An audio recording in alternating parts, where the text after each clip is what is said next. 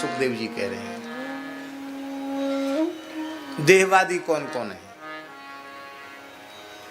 देहवादी का अर्थ है जिन्हें अभी देहाध्यास बना हुआ है।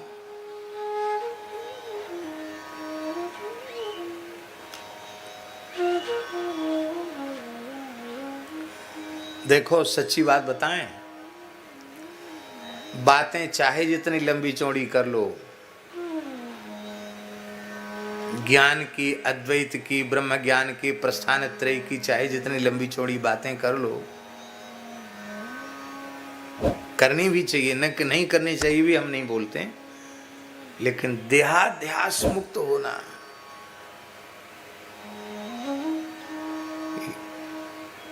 बड़ा कठिन है। स्वामी जी, हमारे एक मित्र महात्मा हैं, परम श्रद्धेय स्वामी श्री अखंडानंद सरस्वती जी महाराज के निकट वो पढ़ते थे। पूज्य स्वामी जी उस समय विराज रहे थे, तो पंचदशी उनसे पढ़ रहे थे और हमारे साथ भी पढ़ते थे। धर्म संघ वाले गुरु जी के यहाँ व्याकरण भी पढ़ते थे, अच्छे महात्मा थे। तो संभवतः उड़ीसा का शरीर था उनका, बहुत अच्छे महात्मा।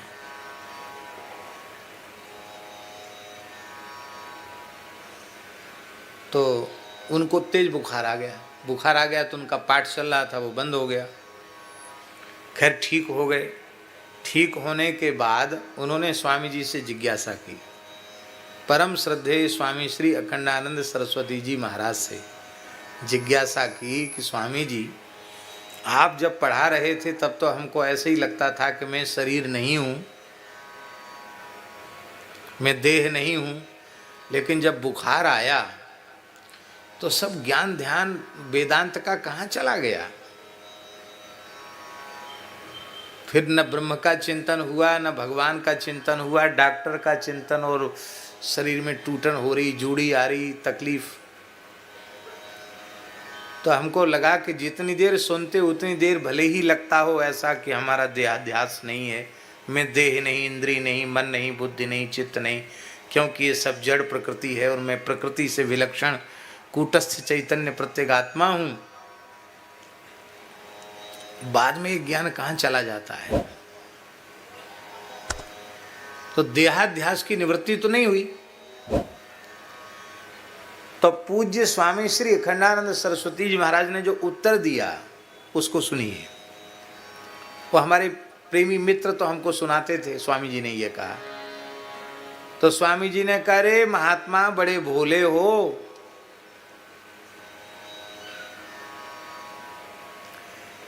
देहादि प्रकृति का अतिक्रमण तो भगवान के अनुग्रह से होगा। क्या कहा? स्वरूप में स्थिति देहादि प्रकृति का अतिक्रमण भगवान की कृपा से होगा, भगवान के अनुग्रह से होगा। शास्त्र रक्षा के लिए वेदांत पढ़ो, कल्याण तो राम राम करने से होगा। क्या कहा? ये स्वामी जी के वचन थे। शास्त्र रक्षा के लिए वेदांत पढ़ो, और जिस तुम देहाध्यास की विस्मृति कह रहे हो वो अपने पुरुषार्थ प्रयास से नहीं, वो भगवान की कृपा से होगा। शास्त्र की रक्षा के लिए वेदांत पढ़ो, बाकी कल्याण तो राम राम से होगा, राम नाम लेने से होगा। तो हमसे वो बोले कि हम तो बस स्वामी जी से पढ़ने के बाद पढ़ाई लिखाई छोड़ के राम ही राम करेंगे। हमको तो पता चल गया कि बात जो समझने लायक थी वो समझ ली, अब राम राम करना।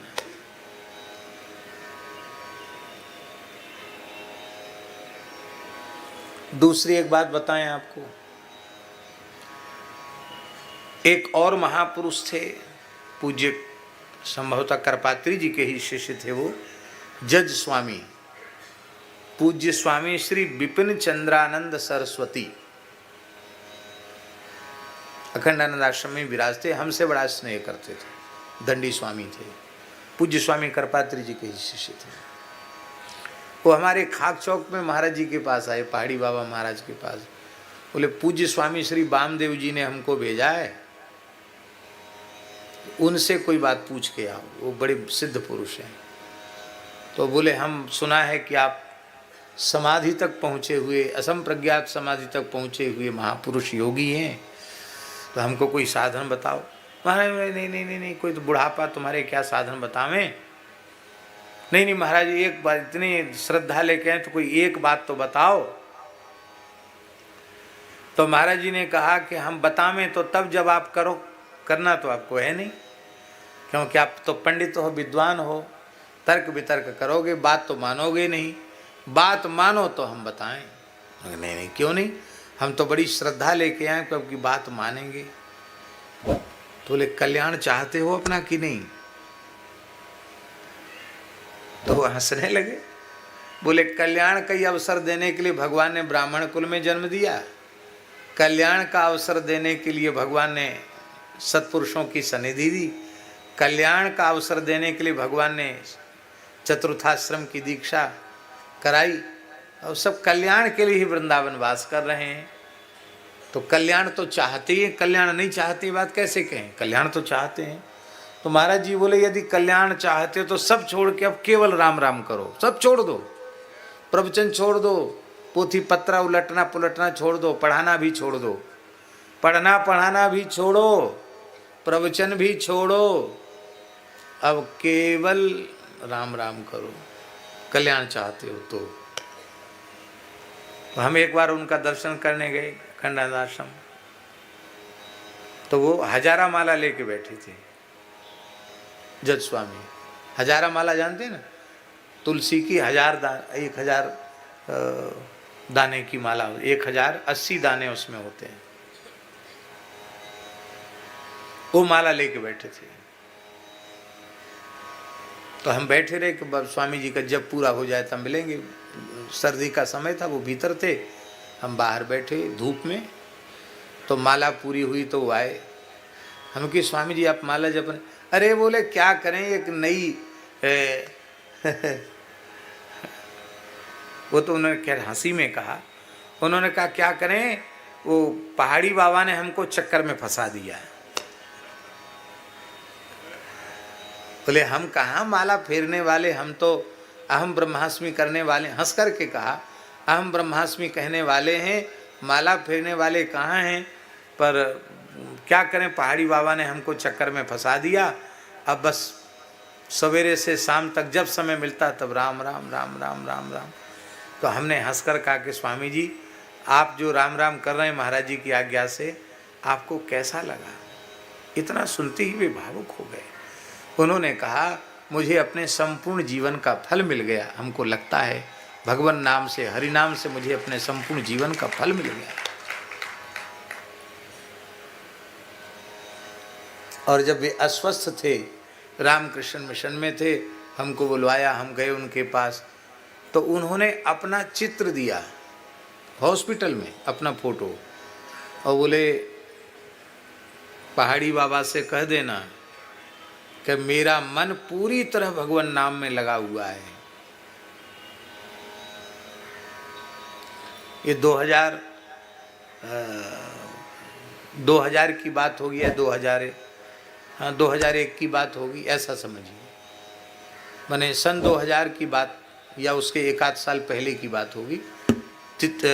सन में थोड़ा सा भ्रम है, लेकिन 2000 या 2000 से पहले की बात है। बोले हम अब सदैव उपस्थित नहीं होंगे महाराज जी के चरणों में, तो हमसे बोले कि ये जो हमारी जो छवि है ना, इसको आप ले जाकर महाराज जी के चरण तल में ऐसे ऐसे रगड़ देना, ऐसे बोले हम।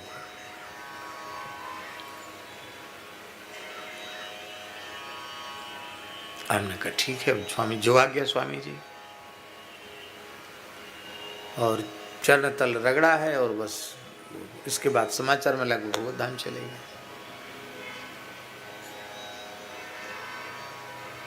मैंने वो फोटो उन्होंने दिया, और महाराज जी ने भी कहा कि अब वो आ गए हमारे पास, एक हमारे जी आ गए मेरे पास। इधर मैंने उनको फोटो महाराज जी को कहा, महाराज जी उनकी आज्ञा है। बोले ठीक है, जैसी उन संत की इच्छा। तो उनके चित्र को महाराज जी के चरण में स्पर्श कराया। महाराज जी ध्यानस्थ बैठे रहे। शाम को खबर मिल गई कि स्वामी जी ब्रह्मलीन हो गए। नारायण। देहाध्यास छूटना बहुत कठिन है। देहाध्यास की निवृत्ति होगी तो न सम्मान का अनुभव होगा न अपमान का अनुभव होगा। जब तक सम्मान और अपमान का अनुभव हो रहा है तब तक देहाध्यास है। सम्मान से सुख मिल रहा है तो तिरस्कार से दुख भी होगा।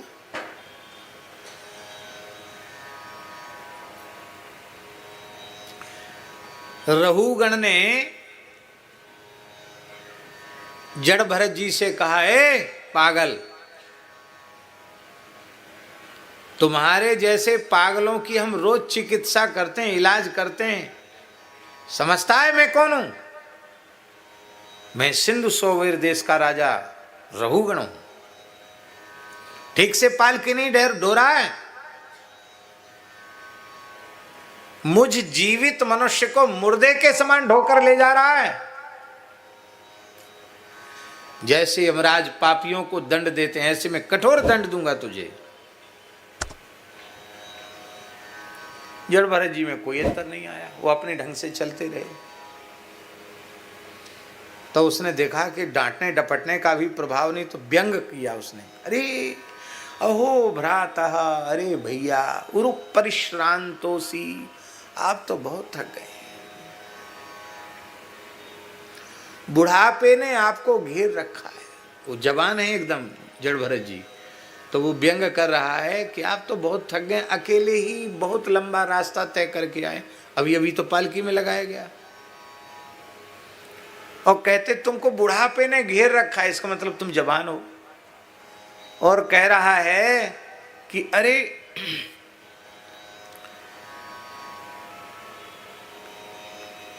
शरीर से तो तुम्हारी बड़ी दुर्दशा हो रही है, एकदम हड्डी हड्डी दिख रही है, एकदम दुबले पतले हो। ये भी व्यंग था कि ये कहार तो दुबले पतले हैं, तुम तो खूब मोटे तगड़े हो, कहीं से कोई हड्डी दिखती नहीं, नस भी नहीं दिख रही तुम्हारी तो। लेकिन खबरदार, ज्यादा नाटक मत करना, तुम्हारा इलाज करेंगे हम, ठीक से ठीक कर देंगे। करुणा उदित हुई जड़ भरत जी को। मन में विचार किया कि इसके कल्याण का संकल्प हमने पूर्व जन्म में किया था, ये राजा बन गया और कल्याण की कामना से गंगा सागर आत्मज्ञान लेने जा रहा है, इस पर कृपा करनी चाहिए। तब जड़ भरत जी महाराज ने कहा कि अरे राजन, तुम कहते हो कि मैं तुम्हें ठीक कर दूंगा, दंड देकर तुम्हारा इलाज कर दूंगा, तो मुझे यही समझ में नहीं आ रहा है कि तू मेरी क्या चिकित्सा करेगा। ध्यान से सुने क्या कहा। स्थौल्यम कार्श्यम आधयो व्याधयश्च, मोटा होना, दुबला होना, आधी व्याधि होना, सुख होना, दुख होना, भूख लगना, प्यास लगना, भय होना, शोक होना, नींद आना, बुढ़ापा आना, ये सारे के सारे धर्म द्वंद्व धर्म शरीर के हैं, आत्मा के नहीं है। तो तू शरीर के धर्म शरीरी आत्मा में आरोपित कर रहा है, और मैं तो शरीर हूं नहीं, तो तू मुझे दंड देगा कैसे? अरे कोई धरती पर क्रोध करके डंडे से धरती को पीटने लगे तो पीटते पीटते हाथ में छाले आ जाएंगे, डंडा टूट जाएगा, पर धरती का क्या बिगड़ेगा? ये तो मिट्टी है। पृथ्वी में, धरती में और इसमें क्या भेद है? इसलिए इसको तुम कूट डालो, काट डालो, जला डालो, पीस डालो, उससे मेरे ऊपर क्या अंतर पड़ने वाला है? मैं तो जैसा हूं वैसा ही रहूंगा, मुझ में अंतर आने वाला नहीं है, क्योंकि शरीर संसार परिवर्तनशील हैं और मैं परिवर्तनशील नहीं हूं। मैं पहले और आज और आगे सदा सर्वदा एक सी अवस्था में रहने वाला हूं। इसको कहते हैं देह से ऊपर उठना।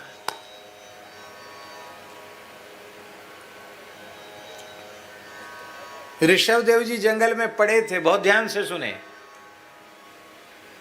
ऋषभ देव भगवान जंगल में पड़े थे और जंगल में आग लगी। वो उठ के कहीं गए नहीं कि आग से हम बच जाएं। क्यों? उनको देहाध्यास था नहीं। बोले जंगल जल रहा है या शरीर जल रहा है, इसमें क्या भेद है? अरे जंगल भी, ये वृक्ष भी पार्थिव और ये देह भी पार्थिव। तो इस जंगल को जंगल से क्या बचाना, पार्थिव को पार्थिव से क्या बचाना? जंगल जल रहा है या शरीर जल रहा है, इसमें फर्क क्या है? और शरीर भी जल गया उनका, उठ के नहीं गए। देहाध्यास की सर्वथा निवृत्ति होने पर, शरीर के टुकड़े टुकड़े कर देने पर भी वेदना का अनुभव नहीं होगा। इस अवस्था को आप सामान्य अवस्था समझ रहे हैं।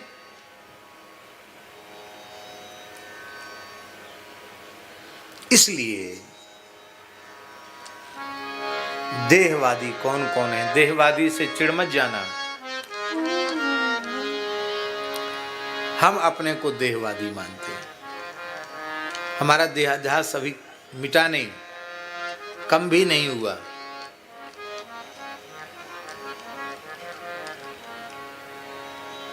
कौन कौन है देहवादी? तपस्वी, योगी और कर्मकांडी, ये तीनों के तीनों देहवादी हैं।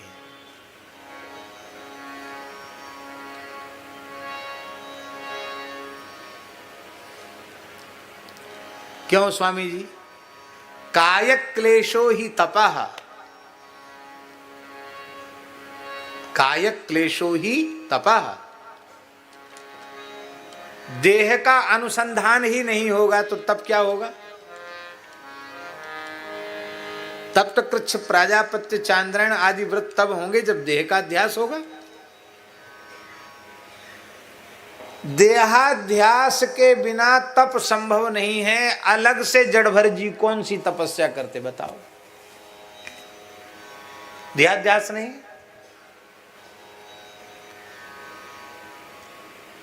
योग भी चाहे हठ योग हो या राजयोग हो या अष्टांग योग हो, नाद योग हो, लय योग हो, स्वरत शब्द योग हो, योग मात्र वो भी देहाध्यास के बिना संभव नहीं है। देहाध्यास होगा तो योग होगा। अब नेति धोती कुंजल शंख प्रछाल ये सब क्रियाएं शरीर की तो होती हैं। इसका अनुसंधान ही न हो तो उसको उसकी करने की जरूरत क्या है? कर्म कांड भी जब तक देहाध्यास है तब तक है। इसलिए चाहे जितने ऊंचे महात्मा बन जाओ, जब तक देहाध्यास है तब तक साधु साई आचार विचार का पालन जरूर करना चाहिए। क्या खाना है, क्या नहीं खाना है, क्या देखना है, क्या नहीं देखना है, क्या करना है, क्या नहीं करना, इसका विवेक जरूर रखना चाहिए। कोरे ब्रह्म ज्ञान की बातों से काम बनने वाला नहीं है।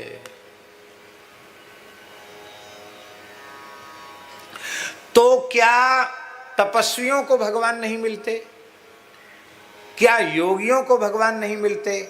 क्या कर्मकांडियों को भगवान नहीं मिलते? बोले मिलते हैं।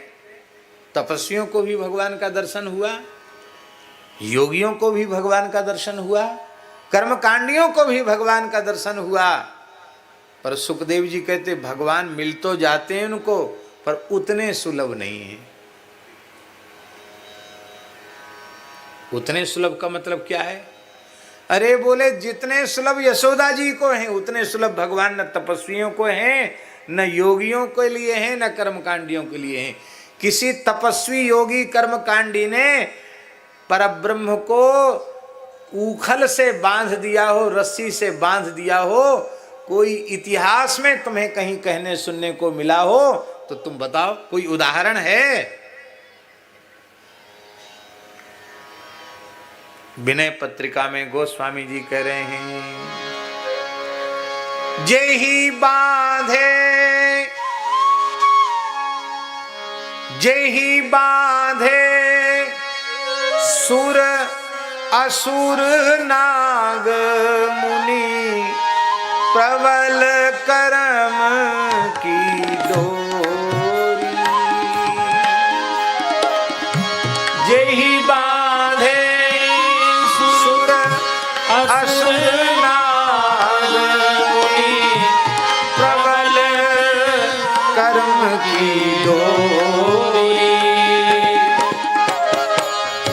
सोई अविच्छिन्न ब्रह्म जसुमति कर। सोई अविच्छिन्न ब्रह्म जसुमति कर।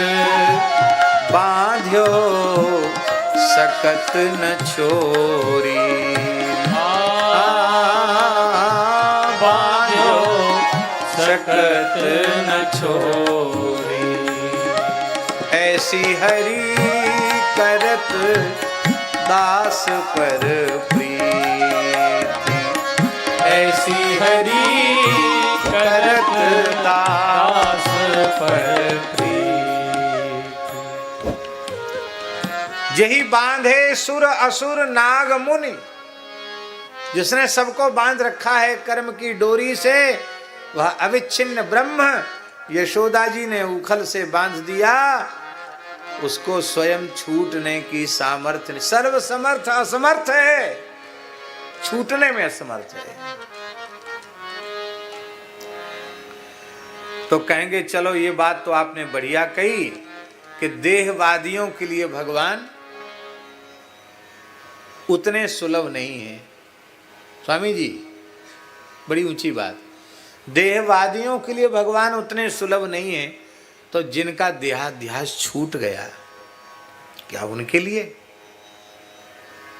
सुखदेव जी कहते ज्ञानिनाम चात्मभूतानाम, ज्ञानी कहते ही उसको हैं जो देहाध्यास से ऊपर उठ चुका हो।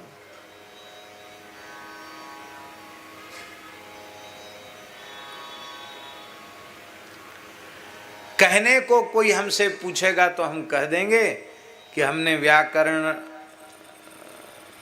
से आचार्य, वेदांत से आचार्य, साहित्य से आचार्य किया, क्योंकि विद्यालय के प्रमाण पत्र उपलब्ध हैं, तो हम कहने को कह देंगे। तो इस आधार पर तो हम ज्ञानी हैं। लेकिन सच्ची बात यह है कि हम ज्ञानी नहीं अज्ञानी हैं, क्योंकि अभी हमारा देहाध्यास समाप्त नहीं हुआ। ज्ञानी की परिभाषा है जिसकी स्वरूप में प्रतिष्ठा हो चुकी हो, वो ज्ञानी है। जिन ज्ञानियों के लिए भगवान ने श्रीमद् भगवद गीता में कहा ज्ञानी त्वात्मैव मे मतम, ज्ञानी भगवान का आत्मा है। जालन जी, आत्मा का अर्थ है भगवान से अभेद हो गया उसका।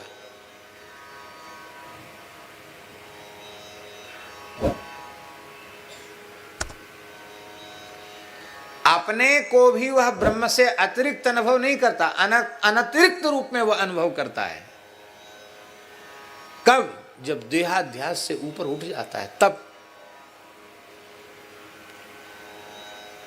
तो ज्ञानियों के लिए भगवान सुलभ हैं क्या?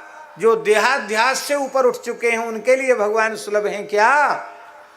बोले महाराज, देहाध्यास से ऊपर उठ चुके हैं उनके लिए भी भगवान उतने सुलभ नहीं हैं जितने की यशोदा जी के लिए।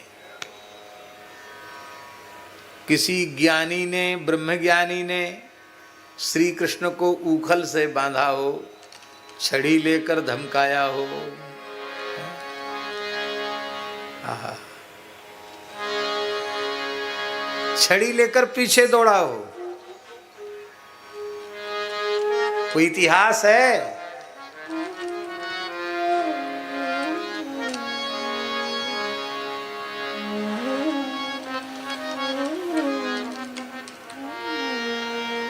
गोप्या ददे त्वयि कृता गसिदाम तावद् याते दशाश्रु कलिलांजन संभ्रमाक्षम वक्त्रम निनीय भय भावनया स्थितस्य सा मां विमोहयति भीरपि यद विभेति। क्या प्यारा श्लोक है भागवत जी का, वाह क्या कहना। आपने मैया का अपराध कर दिया। कौन सा अपराध कर दिया?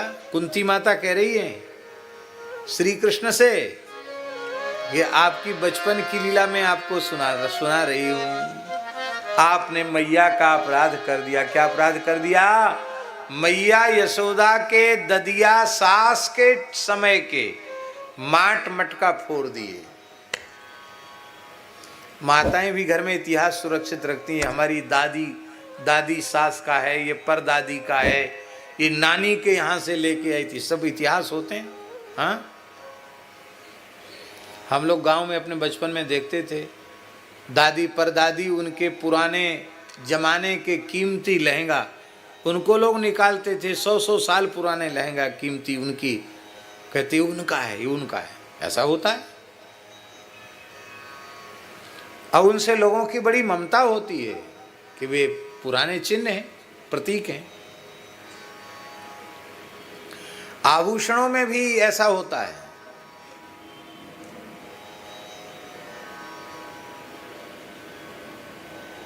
एक मूल्यवान आभूषण खो गया तो जिसने दिया था उसने कहा महाराज बहुत नुकसान हो गया। क्या हो गया? बोले हमारी दादी परदादी के जमाने का नग था वो। नग तो नग है, दादी परदादी के जमाने का होने से उसकी महिमा और बढ़ गई। पुराने जमाने का मैया बड़े ध्यान से रखी थी। हमारी ददिया सास के हाथ के माट मटकाए हैं, घी पी पी के, दही पी पी के और मक्खन लग लग के ऐसे है गए जैसे सालिग्राम जी, श्याम एकदम। और ठाकुर जी ने फोड़ दिया।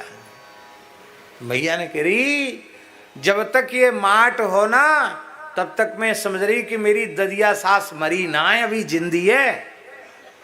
पर तेने ये मटका कहा फोड़ो, आज मोए दुख है रो, मेरी सास मर गई, ददिया सास मर गई।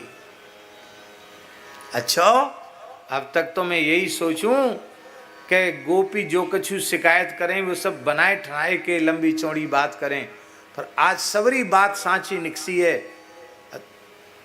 तू जब हमारो भय नहीं माने, हमारो संकोच नहीं माने, हमारे सामने आंखन के सामने हमारी ददिया सास के जमाने को मटका फोड़ दियो, तो गोपिन के घर में तो पतो नहीं तू कहा कहा करतो होएगो। आज तो ये सुधार के मानूंगी। तो गोप्या ददे त्वयि कृतागसी दाम। रस्सी लेके सुधा जी दौड़ रही है, तो रस्सी देख के, उखल देख के, याते दशा। हे श्री कृष्ण आपकी दशा कैसी है?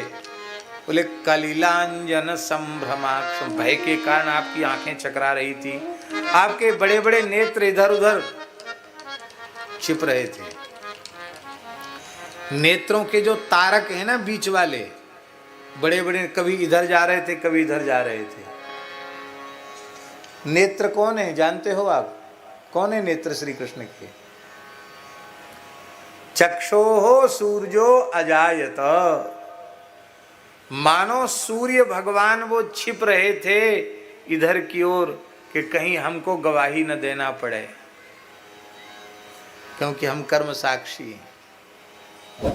ठाकुर जी थर थर कांप रहे थे। भय भावनया स्थितस्य, भयभीत की तरह भगवान स्थित थे और भगवान के बड़े बड़े नेत्रों से आंसू बह रहे थे। आंसू ही नहीं बह रहे थे महाराज, उन नेत्रों की कोर पर लगा हुआ काजल भी आंसुओं के साथ घुलकर कपोलों पर आ रहा था। और छोटी छोटी हथेली से लाल जी ऐसे ऐसे कर रहे थे, तो आपके लाल लाल करकंज भी श्याम वर्ण के हो रहे थे। हे नाथ, मैं जानती हूं आप कौन है। कुंती कह रही, मैं जानती हूं आप कौन है। आप भय की ओर देख दें तो भय भी भयभीत होके कांपने लग जाए। आप मैया के सामने डरप रहे थे, आपकी वो बाल स्वरूप की झांकी हमारे मन को मोह लेती है। सा माम विमोहयति भीरपि यद विभेति।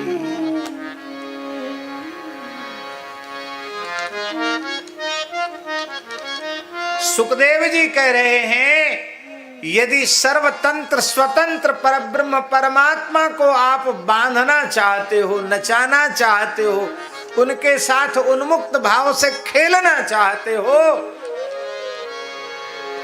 तो जैसे मैया यशोदा ने उनसे प्रेम किया, ऐसे इस भगवान से प्रेम करो। यथा भक्ति मताम इह भक्ति मताम। सुखदेव जी करे, जैसे भक्तों को भगवान सुलभ हैं, उतने सुलभ भगवान योगियों के लिए नहीं, तपस्वियों के लिए नहीं, कर्मकांडियों के लिए नहीं, अरे कहां तक कहें ज्ञानियों के लिए भी भगवान उतने सुलभ नहीं है जितने सुलभ भगवान प्रेमी भक्तों के लिए हैं। बोलो भक्तवत्सल भगवान की जय। इसलिए भैया जसोदा जी के जैसो प्रेम करो ठाकुर जी से, इनको अपना मानो।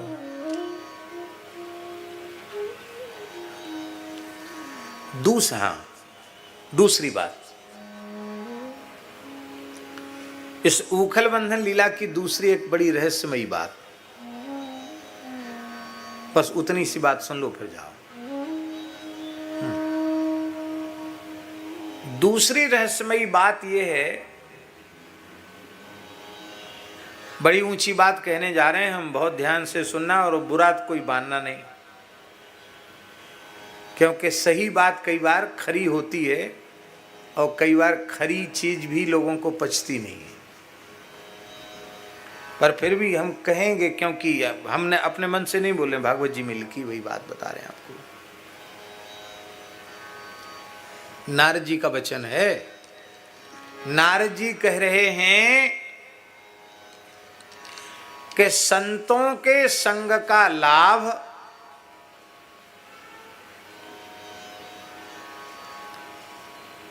धनहीन पुरुषों को ही मिलता है।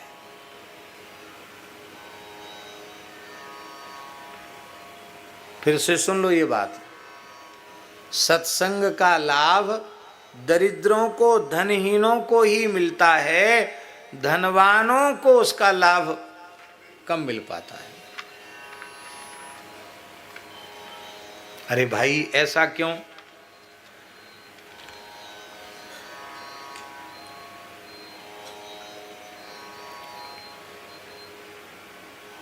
असतश्री मदांधस्य, नारद जी कह रहे हैं, दारिद्र्यम परमांजनम परमंजनम आत्मौपम्येन भूतानि दरिद्रः परमीक्षते।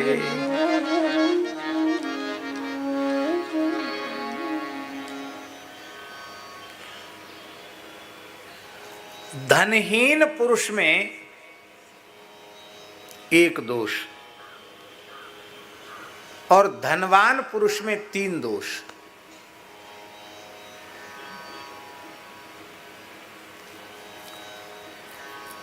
तीन दोष पहले बता दें, फिर एक दोष तो अपने आप समझ में आ जाएगा। एक धन का दोष, एक धनाभिमान का दोष,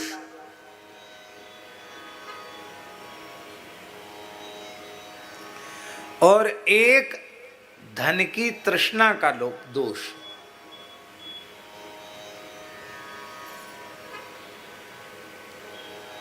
आपको याद है ना, जिम प्रति लाभ लोभ अधिकाई, जितना मुनाफा होता चला जाता उतना लोभ बढ़ता चला जाता है। नहीं तो एक दुकान से 10 दुकान कोई क्यों बनावे, एक कारखाने से 10 कारखाने बनाने की क्यों सोचे, सोचे भैया हमारी तो एक दुकान में दाल रोटी चल रही है, इतने में ही ठीक है, ज़्यादा क्यों बढ़ाना। तो जिम प्रति लाभ लोभ अधिकाई, इसका मतलब धन का दोष, धनाभिमान का दोष और धन हमें मिले इस तृष्णा का दोष, ये तीन दोष धनीमानी पुरुष में है दोष ही दोष है। और धनहीन पुरुष में एक दोष है, देखो धन नहीं है उसके पास तो धन के 15 दोषों से तो वैसे ही वो बच गया, और जब धन ही नहीं, अभिमान का कारण ही नहीं है तो कार्य कहाँ से आएगा, कारणाभावे कार्याभावा। धन ही नहीं है तो वो धन का अहंकार क्यों करे, धन की गर्मी कहाँ से दिखावे, धन तो है ही नहीं उसके पास। तो दो दोष उसके पास नहीं है, एक दोष है धन की तृष्णा का दोष। वो भी चाहता है कि मैं बहुत धनवान बन जाऊं, लखपति करोड़पति अरबपति खरबपति बन जाऊं, चाहता तो वो भी है, पर उसके इस दोष की निवृत्ति सत्संग में जाने से हो जाती है। उसे पता चल जाता है धनहीन पुरुष को कि जिसको हमने धन मान रखा है वस्तुतः वो धन नहीं है।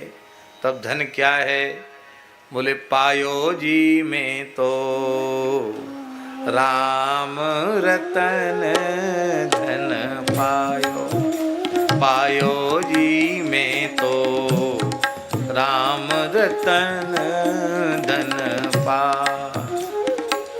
पायो जी में तो राम रतन धन पायो, पायो में तो राम रतन धन पायो। खर्चे न कूटे चोर नहीं लूटे, खर्चे न फूटे चोर नहीं लूटे, दिन दिन बढ़त सवायो, पायो जी में तो दिन दिन बढ़त सवायो, पायो जी में तो राम रतन धन पायो, पायो जी में तो राम रतन धन पायो। सत की नाव केवटिया सत गुरु, सत की नाव केवटिया सत गुरु, भव सागर तरी आयो, पायो जी में तो भव सागर तरी आयो, पायो जी में तो राम रतन धन पायो, पायो जी में तो राम रतन धन पायो। वस्तु अमोलक दी मेरे सत गुरु, वस्तु अमोलक दी मेरे सत गुरु, कृपा करी अपनायो, पायो जी में तो राम रतन पायो। जन्म जन्म की पूंजी पाई, जन्म जन्म की पूंजी पाई, जग में सभी खुआयो, खर्चे नहीं कोई चोर न लेवे, खर्चे न कोई चोर न लेवे, दिन दिन बढ़त सवायो, पायो जी में तो राम रतन धन पायो। सत की नाव खेवटिया सत गुरु सत की नाम खेवटिया सत गुरु भव सागर तरी आयो मीरा के प्रभु गिरिधर नागर मीरा के प्रभु गिरिधर नागर हरख हरख जस गायो पायो जी में तो हरख हरख जस गायो पायो जी में तो राम रतन धन आयो। अब एक बात है स्वामी जी, बात ये है कि सारे बड़े आयोजन धनी मानी लोगों के द्वारा ही संपन्न होते हैं। अब इतनी जगह में इतनी व्यवस्था जुटाना, पंडाल बनाना, मंच बनाना, लाइट माइक सबकी व्यवस्था करना, आए गए के भोजन की व्यवस्था करना। हम लोग तो कथा कह दिए चले गए, हमें तो पता नहीं है, लेकिन व्यवस्थापकों से पूछो कितना श्रम करना पड़ता है। बैठ जाओ बाबा, बैठ जाओ। और ये सब बैठ जाओ बैठ जाओ बैठ जाओ, समझे? बिस्लरी मत पियो, कथा का रस पियो, बैठ जाओ।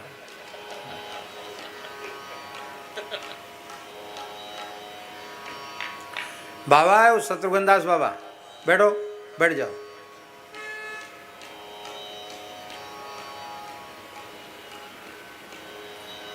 ये देहाध्यास को छोड़ने की बात चल रही है और हम लोगों की हालत देखो। अरे हम तो बोल रहे हैं तब हमको भूख प्यास नहीं है, कथा कहते, आप तो केवल सुन रहे हो चुपचाप बैठ के, फिर भी पानी 2-3 घंटे बिना पानी के नहीं रह सकते हो। ईमानदारी से कथा सुनो तो हम सच्ची बात कहते, ठंडी गर्मी भूख प्यास उतनी देर शरीर में कुछ नहीं व्याप्त होगा। आप कथा ईमानदारी से सुनो।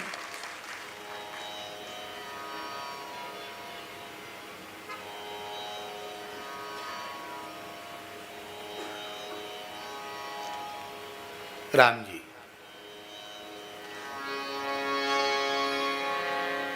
परम धन राधा नाम आधार, जाहि श्याम मुरली में टेरत सुमृत बारंबार।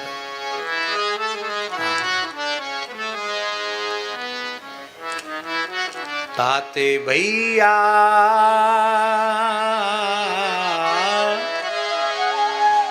श्री हित हरवंश महाप्रभु, कृष्ण नाम धन संचूताते भैया कृष्ण नाम धन संग।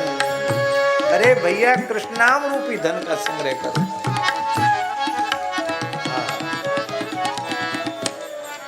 जब असली संपत्ति यही है जो खर्चे न खूटे, चोर नहीं लूटे, दिन दिन बढ़त सवायो, तो इसी संपत्ति को क्यों ना अर्जित किया जाए। क्योंकि जिसकी कोशिश कर रहे थे उसमें तो सफलता मिली नहीं, यही ठीक है, चलो उसका काम जल्दी बन जाता है। तो हम कह रहे थे कि अब बड़े बड़े आयोजन तो धनी मानी लोग कराते हैं और फायदा गरीब ले जाते हैं। तो इस कथा को सुन के सेठ साहूकार सोचेंगे कि अब अगली साल से हमको सूरत में कथा नहीं करानी, पैसा खर्च करें हम और फायदा ले जाए दूसरा, तो काय को ऐसा काम करना।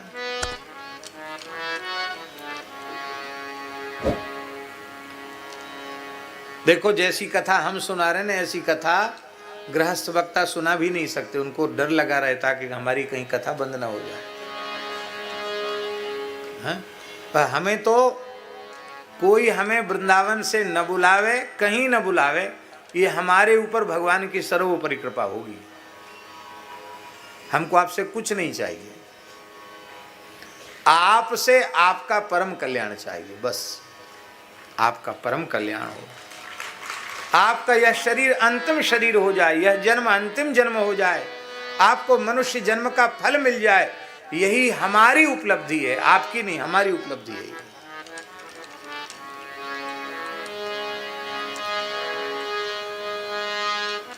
अब एक प्रश्न है कि लाभ गरीबों को मिलता है और धनी मानी पुरुष धन के दोषों के कारण, धनाभिमान के दोषों के कारण सत्संग के असली लाभ से वंचित रह जाते हैं। तो मान लो धनी मानी पुरुष भी यदि सत्संग का पूरा लाभ लेना चाहे तो उसका उपाय क्या है?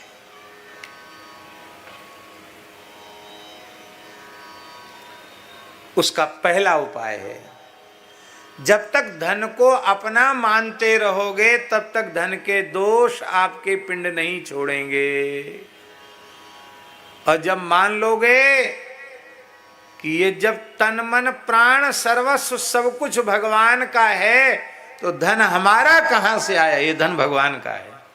संपत्ति सब रघुपति के आही, ये सारी संपत्ति भगवान की है और भगवान की ही है, सच्ची बात है। मकान है बढ़िया से बढ़िया तो कहां किसका है?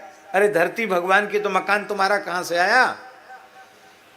कहो हमारे यहाँ नाम से रजिस्ट्री है, लिखा पड़ी है, आपके पिताजी दादाजी के नाम से भी तो लिखा पड़ी थी, वो उठा के ले गए साथ में।